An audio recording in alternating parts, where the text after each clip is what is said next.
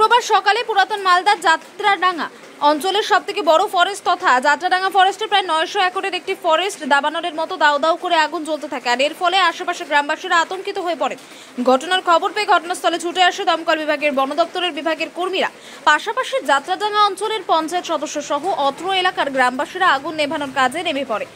বিশাল বড় ফরেস্ট থাকায় দুপুর আনুমানিক 2টো পর্যন্ত আগুন নিয়ন্ত্রণে আসেনি।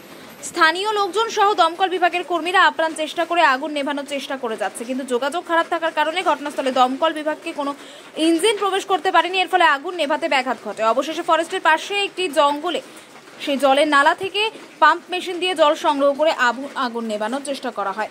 আগুন নেভানোর কাজ চেষ্টা চালিয়ে যাচ্ছে, তবে আগুন কিভাবে লাগলো সেটা এখনই বলা সম্ভব নয়। আগুন নেমেও যাবে এখানে উপস্থিত তো মেশিন, এখানে একটাই মেশিন আমি দেখলাম, একটা মেশিনই ব্যবহার করে সেই কাজ করছে। এখানে 2-3টা মেশিন হলে আরও ভালো হতো, এটাই আশা করছি। দমকলের গাড়ি এখানে ঢুকতে পারছে না, রাস্তার সাইডে আছে দাঁড়িয়ে, কিন্তু ঢুকতে পারেনি, রাস্তা নাই তার জন্য। আপনার নাম? আমার নাম রঞ্জন লোহার। পরিচয়? আমি প্রধানের স্বামী। বলতে এখানে যে পাতিয়াল ঘাসগুলো আছে, এখানে কোনো একটা অ্যাক্সিডেন্ট, এটা কোনো ক্যানোপি ফায়ার নয় যে গাছের ওপরে ওপরে যাচ্ছে। নিচের কিছু শুকনো পাতা থাকে এবং এই যে পাতিয়াল গ্রাসগুলো থাকে, এগুলোই ফায়ারটা ক্যাচ করে গেছে। তো দমকলও এসেছিল, পুলিশও ছিল সঙ্গে, আমাদের স্টাফরাও আছে। ওই প্রচেষ্টা ওই দিকটার আগুনটাকে তো পুরোটাই নেভানো গেছে, এবারে এই দিকটায় কিছুটা আগুন আছে, সেটা ওখানে নেভানো হচ্ছে। এখন কিছু বড় ব্যাপার না, এই জায়গাগুলো আমরা কন্ট্রোল করে দিলাম। কতটা এরিয়া নিয়ে স্যার এটা আগুন? এখন আই এস্টিমেটে মনে হচ্ছে 3 থেকে 3.5 হেক্টর হয়তো আমাদের পাতিয়াল ঘাসগুলোর ওপরে লেগেছে। গাছ কোনো এফেক্ট হয়নি, সামান্য হয়তো একটু স্ক্যারিং হতে পারে, হালকা একটা আগুনের কাজ, কিন্তু মানে কোনো গাছ মারা যাবে না এই আগুন। কতক্ষণ ধরে, মানে কতক্ষণ হলো? প্রায় 1-1.5 ঘন্টার মতন হয়ে গেছে। আসলে আমরা এই জায়গাগুলো কন্ট্রোল করছি, তো আবার ওই কখনো কখনো পাতিয়াল ঘাসগুলোই ধরে নিচ্ছে।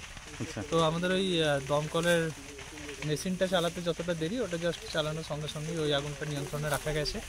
ওইখানে একটা ওয়াটার সোর্স আছে, ওখান থেকে আমরা মোটামুটি এই দিকটাকে নিভিয়ে দিচ্ছি। বলছি স্যার 90% চলে এসছে, যেটুকু সামান্য বাকি আছে সেটুকুর কাজ হচ্ছে, আশা করছি হয়ে যাবে খুব তাড়াতাড়ি। আপনার শুভ নামটা একটু বলে দিন। আমি প্রদীপ গোস্বামী, ফরেস্ট রিট অফিসার, মালদা। আমরা মোটামুটি ঘন্টাখানেক আগে খবর পেলাম এই যাত্রাডাঙ্গা ফরেস্টে আগুন লেগেছে। আমরা এসে দেখছি আগুন নেভানোর চলছে, নেভানো চলছে।